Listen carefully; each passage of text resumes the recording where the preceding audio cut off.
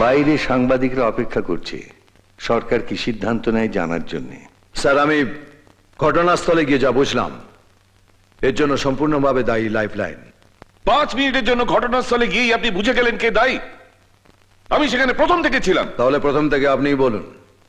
মেয়েটার dead body নিয়ে ওর বাবা সেখানে হল্লা করে, লোকজন ভায়োলেন্ট হয়ে যায়। ওরা মিস্টার বর্মনকে মেরে ফেলতে চেয়েছিল। তাই তাকে বাঁচাতে আপনি ডিসি কে ফোন করে দিলেন আর এটাও বলে দিলেন কি করতে হবে। ডিসি কে আমি ফোন করিনি, মিস্টার বর্মন নিজে ফোন করেছিলেন। তাহলে তো দেখা যাচ্ছে রাজবর্মনের হঠকারিতার জন্য এটা ঘটেছে। ডিসি ফোর্স না নিয়ে এলে ওরা আমাদের মেরে ফেলতে পারত। আপনার আর রাজবর্মনের গায়ে মারের কোনো দাগ নেই, কিন্তু হসপিটালে মর্গে যারা আছে তাদের উপর গুলির এবং পুলিশের লাঠি দাগ দুটোই আছে। স্যার, আপনি এই মুহূর্তে লাইফলাইনের সমস্ত কাজকর্ম বন্ধ করার আদেশ দিন। সেখানে পুলিশ পিকেটিং করান যাতে কেউ না ওখানে ঢুকতে পারে, এমনকি রাজবর্মনও নয়। নিজের জায়গায় নিজে ঢুকবে না? আরে গেলে ওখানে পাবলিক পে দিয়ে লাট বানিয়ে দেবে। আপনি তো আবার সবসময় ওর সঙ্গেই থাকেন। কিছু ভালো মন্দ হয়ে গেলে তো মোদিকে আমাকেই জবাব দিতে হবে, কারণ আমি স্বরাষ্ট্রমন্ত্রী। পরিস্থিতি যা, আমার মনে হয় এটাই করা উচিত। যতদিন ওখানে স্থানীয় মানুষের রাগ পড়ে ততদিন ওখানে লাইফলাইনের সমস্ত রকম কাজকর্ম বন্ধ থাকবে। এই জন্য আপনাদের সবার ঘরে ঘরে আমি টাকার গোছা পাঠিয়ে দিয়েছিলাম। মুখ্যমন্ত্রীকে দিয়ে লাইফলাইনের সমস্ত রকম কাজের উপর স্থগিতাদেশ করিয়ে দিল ওই ফাটাকেষ্ট। আর আপনারা হাত তুলে চলে এলেন আমার বাড়িতে পেট পুরে খাবেন বলে। পরিস্থিতি যেদিকে টার্ন নেবে সেটা বুঝতে পারিনি।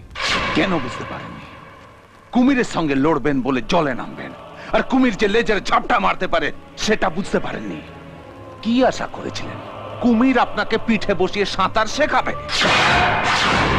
আপনি স্বরাষ্ট্র দপ্তরের এগেইনস্টে কেস করুন, আমরা আপনাকে মরাল সাপোর্ট দেব। কত দাম আপনাদের এই মরাল সাপোর্টের? 10,000 কোটি টাকা বিনিয়োগ করেছি। বাবার জন্মে কখনো এত টাকা গুনে দেখেছেন? মরাল সাপোর্ট।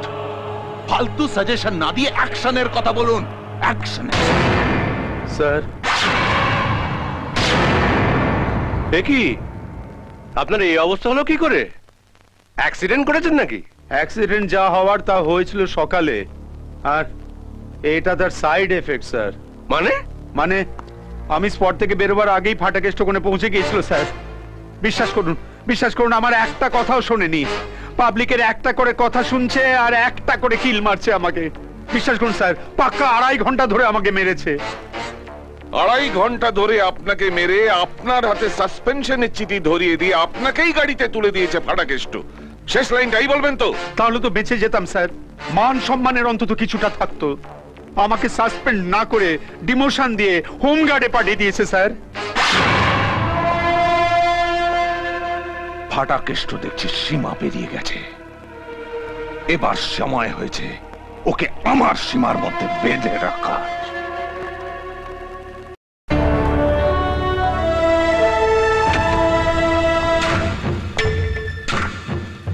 আরে আসুন আসুন, লক্ষ্মীর ভাঁড়।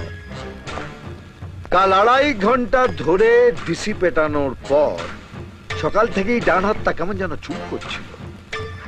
তখনই মনে হয়েছিল যে লক্ষ্মীর ভাঁড় আসছে। Yes sir. কিরম খাবেন, চিনি ছাড়া না চিনি দেওয়া? আমি এখানে চা খেতে আসিনি।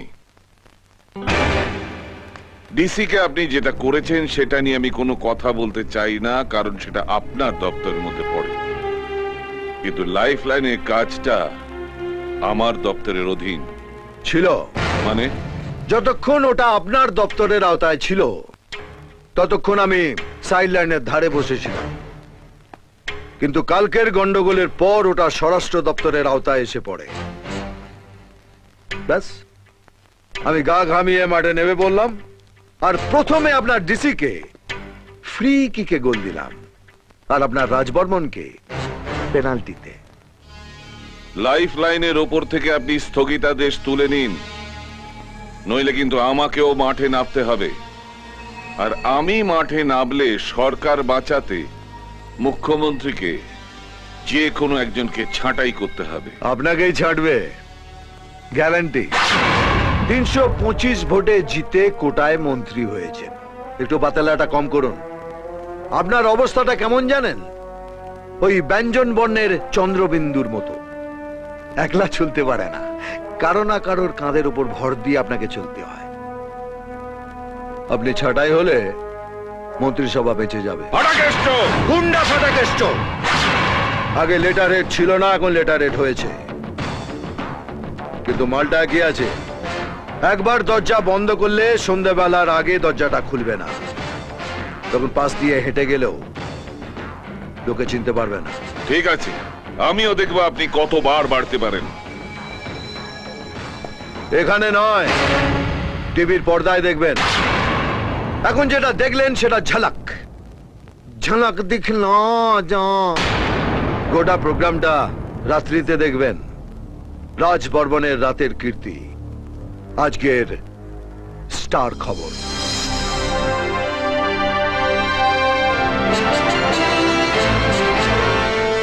রাজ বর্মন। খবর কাগজের পাতা ভর্তি হয় যার সাতকাহন নিয়ে, যিনি অর্থমন্ত্রী বরুণ মিশ্রের হাত ধরে রাজ্যে পা দিয়েছেন সোনার বাংলা করে দিতে, তার আসল চেহারা কিন্তু সবার কাছে অজানা। আমাদের লুকোনো ক্যামেরায় ধরা পড়েছে সেই চেনা রাজ বর্মনের অচেনা চেহারাটা। আমি জানতাম আপনি আমাকে ফেরাবেন না, কারণ আপনারও উপরে ওঠার একটা খিদে আছে। আপনার উত্থানটা খুব ইন্টারেস্টিং। হোম মিনিস্টার রণদেব পালের ভাড়াটে গুন্ডা ছিলেন, টাকা নিয়ে তার সমস্ত বেআইনি কাজ করতেন।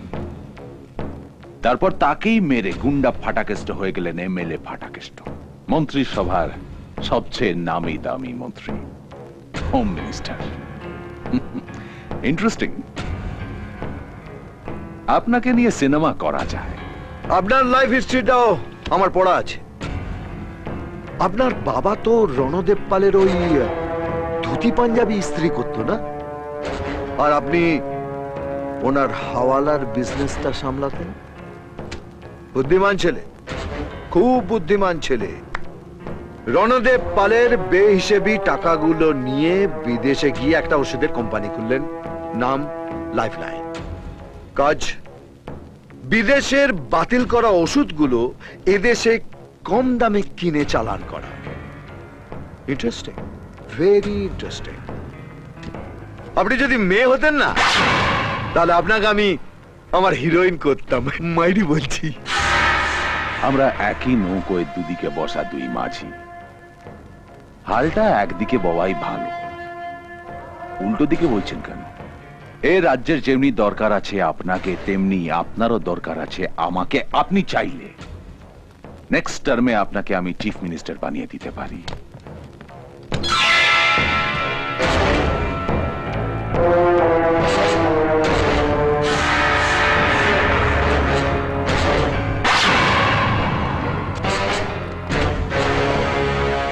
টাকা পারে না এমন কোনো কাজ নেই। স্বাস্থ্যমন্ত্রী, অর্থমন্ত্রী সবাই আমার সাথে হাত মিলিয়েছে। শুধু আপনার হাতটা আমার দরকার। পেটো বাঁধা হাত, এই হাতে হাত মেলাবেন, রিস্ক হয়ে যাবে। বাঁচবেন কি মরবেন ভগাই জানে। আপনার উত্তরটা আমি কি ভাববো? পজিটিভ না নেগেটিভ? মার খাবার পর ডিসি চেয়ারটা দেখেছিলেন? রিডাকশন সেলের জুতোর মতো, সামনেটা টেড়া, পেছনটা বেঁকা। এগাল ওগাল দুগালে ঠেসে দিলে সোজা রিডাকশন সেলে। টিভিটা ভেঙে ফেললেন। এ রাজ্যে এমন কিছু লোক আছে যাদের সারা বছরের রোজগার এক জায়গায় জড়ো করলেও এরকম একটা টিভির দাম উঠবে না। আর আপনি কত সহজে এরকম একটা টিভি ভেঙে দিলেন। আপনাদের এই রাজ্যটাকেও আমি এই রকম করেই ভাঙবো। মুখোশ যখন খুলেই দিয়েছেন, তখন আমার আসল চেহারাটাও দেখে রাখা ভালো মিস্টার হোম মিনিস্টার। দেখছি তো, লম্বায় আমার থেকে 3 ইঞ্চি কম, আর বাতেলায় আমার থেকে 6 ইঞ্চি বেশি। যেটা দেখছেন সেটা আপনার ভাষায় ট্রেলার। গোটা ছবিটা এবার আপনাকে চেয়ারে বসিয়ে আমি দেখাবো। পৃথিবীর 32টা দেশ জুড়ে লাইফলাইন ছড়িয়ে আছে। সবকটা টার্নওভার যোগ করলে আপনাদের এই রাজ্যের গ্রস ইনকামের চেয়ে অনেক বেশি। আর সেই রাজ্যের সাধারণ একটা মন্ত্রী চ্যালেঞ্জ জানায় রাজ বর্মনকে, প্রত্যেকটা দিন আমি আপনার সামনে একটা করে সমস্যা খাড়া করে দেব, দেখি আপনি কি করে সামলান।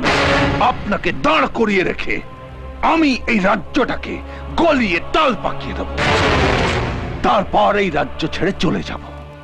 আর সেটাই হবে আমার এই ছবির ক্লাইম্যাক্স। আপনার গল্পটা শুনলাম, ছবিটা আর দেখাবেন না, কারণ আমার এলাকার সবকটা হল জানে যে বাজে ছবি দেখানো হলে আমি হলের চেয়ার ভাঙচুর করি, তারপর ভাঙা চেয়ারের পায়া তুলে ম্যানেজারকে খুঁজে বেড়াই খাজা ছবি দেখাবার জন্য। একবার যে আমার রাম প্যাঁদানি খেয়েছে, তার পরের শো থেকে আবার ভক্তিমূলক ছবি লাগিয়েছে, যেমন নীলাচলে মহাপ্রভু। আমার লাইফ হিস্ট্রিটা তো ভালো করে পড়েছেন, কিন্তু আমার কীর্তনটা এখনো শোনেননি। খুব ইন্টারেস্টিং। কেষ্ট নাম শোনানো হয় পরে, আর রাম প্যাদানিটা হয় আগে। এ পাগলা, বাপি বাড়ি যা, না হলে মারবো এখানে, লাশ পড়বে শ্মশানে।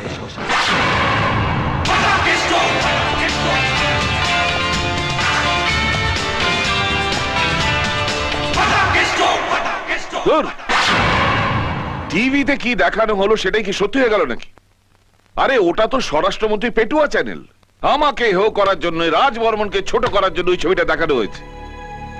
যেখানে একটা বাড়ি তৈরি করতে গেলে ধার দেনা করতে হয়, সেখানে গোটা রাজ্য করতে গেলে মানুষের কাছে হাত পাততে হবে না? রাজ বর্মনের মতো শিল্পপতিদের ডেকে আমি কোনো ভুল করিনি। একটা কথা জেনে রাখুন, আজ যদি রাজ বর্মন চলে যায়, সোনার বাংলা গড়ার কাজ এখানে শেষ। সোনার বাংলা হবে। যে দেশের লোক লড়াই করে স্বাধীনতা আনতে পারে, তারা সোনার বাংলাও করতে পারে, আর এর জন্য নিজেকে বিকিয়ে দেবার কোনো প্রয়োজন নেই। কিন্তু অর্থমন্ত্রী তো বলেছেন যে রাজ্যে রাজবর্মনের মতো শিল্পপতিদের ডেকে এনে উনি কোনো ভুল করেননি। চোখে আঙ্গুল দিয়ে দেখিয়ে দেব ওনার ভুলগুলো কি। নিজে তো বিক্রি হয়েছেন, এবার রাজ্যটাকেও পাল্লায় তুলছেন, আর তার প্রমাণ সবার সামনে। যদি সাহস থাকে তো আমার মুখোমুখি হোক, স্বরাষ্ট্রমন্ত্রী হয়ে নয়, একটা সাধারণ মানুষ হয়ে ওনাকে কতগুলো প্রশ্ন করব। যদি সঠিক জবাব পাই, তাহলে বুঝবো আমি ভুল, মন্ত্রিসভা ছেড়ে দেব। অর্থমন্ত্রীকে চ্যালেঞ্জ জানালেন স্বরাষ্ট্রমন্ত্রী, আর আমরা জানালাম তাকে আমন্ত্রণ স্বরাষ্ট্রমন্ত্রীর মুখোমুখি হওয়ার জন্য। এখন দেখা যাক যে উনি স্বরাষ্ট্রমন্ত্রীর চ্যালেঞ্জ আর আমাদের আমন্ত্রণ গ্রহণ করেন কিনা। স্কাউন্ডার মিডিয়াকে নিয়ে আমার পিছনে লেগেছে। ওই মেয়েটাই যে সর্বনাশী, ওইভাবে রণদেবদাকে খেয়েছিল, আপনাকেও খাবে। একদম যাবেন না। একবার যদি আমি বুঝতে পারতাম ও হিডেন ক্যামেরা বসিয়ে রেখেছে, আমি তখনই ওকে শেষ করে দিতাম। তারপরেও তো চান্স পেয়েছিলেন, কিছুই তো করে উঠতে পারেননি। আপনার বাড়িতে তো এসেছিল, যে ছবিটা তুলেছিল সেটা আপনার সঙ্গে বসে বসে টিভিতে দেখেছে, তারপর আবার কিছু হুমকি টুমকিও নাকি দিয়ে গেছে। এসব আপনাকে কে বলেছে? আপনার বাড়ির কাজের মেয়েটা আমার বাড়ির কাজের মাসিকে বলেছে। আমি আর জানবো কি করে? আমি যাব, সবার সামনে ফাটাকেষ্টর ওই উঁচু মাথা আমি হেট করাবো। যাবেন? ভোগে চলে যাওয়ার চান্স আছে কিন্তু। আপনাদের মূরত আমি দেখলাম, আমার কোনো কাজে এলেন না। ঘরে বসে থাকুন, ঘরে বসে থাকুন। আমি যদি আপনার কাজে না এসে থাকে, আপনি আমার কোনো কাজে লাগেননি মিস্টার বর্মন। আপনার মুরদ আমার জানা হয়ে গেছে। বলুন বাবু। আপনি আপনার খেলা খেলুন, আমি আমার খেলা খেলব।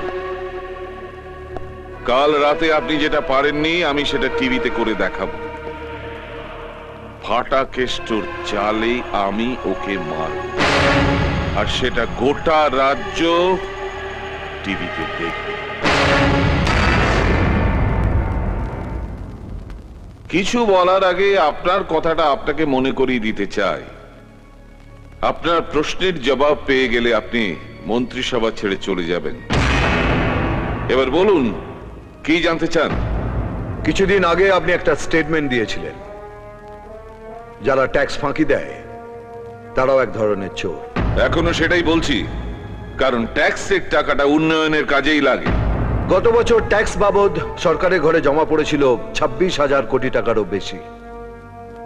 সরকারি লোন পেয়েছিলেন 20,000 কোটি টাকারও বেশি।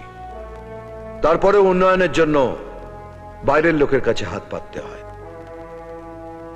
তাহলে টাকাটা গেল কোথায়? ট্যাক্স ফাঁকি দিলে সাধারণ লোককে আপনি চোর বলেন, আর ট্যাক্স দেওয়ার পর উন্নয়ন না হলে তারা আপনাকে কি বলবে? মিস্টার হোম মিনিস্টার, ফাটাকেষ্ট, গুন্ডা ফাটাকেষ্ট।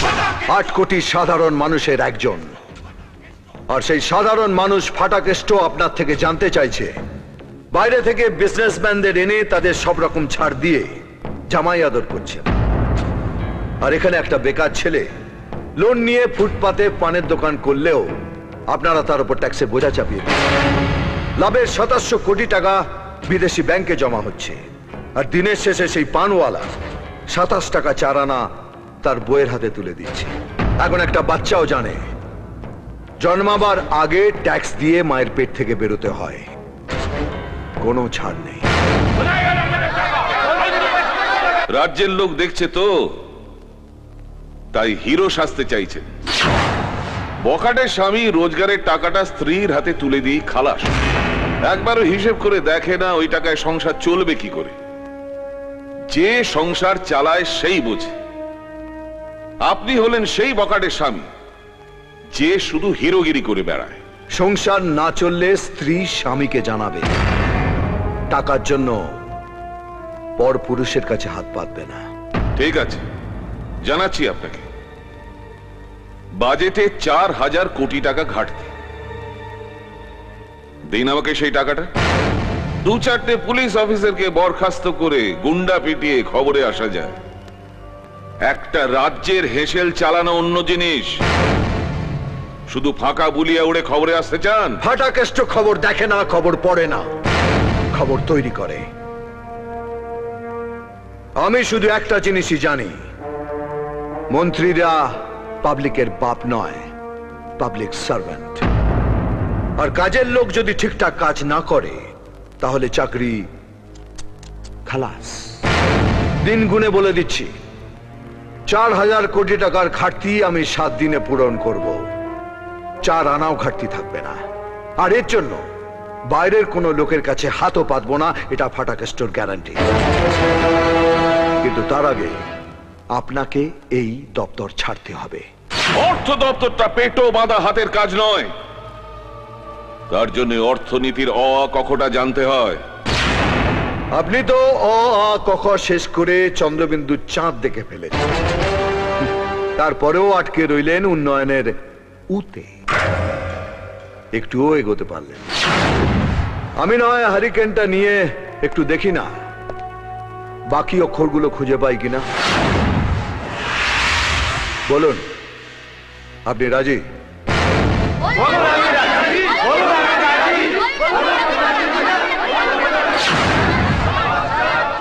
মিনিস্টার, আমি মিনিস্টার, মিনিস্টার, আমি মিনিস্টার।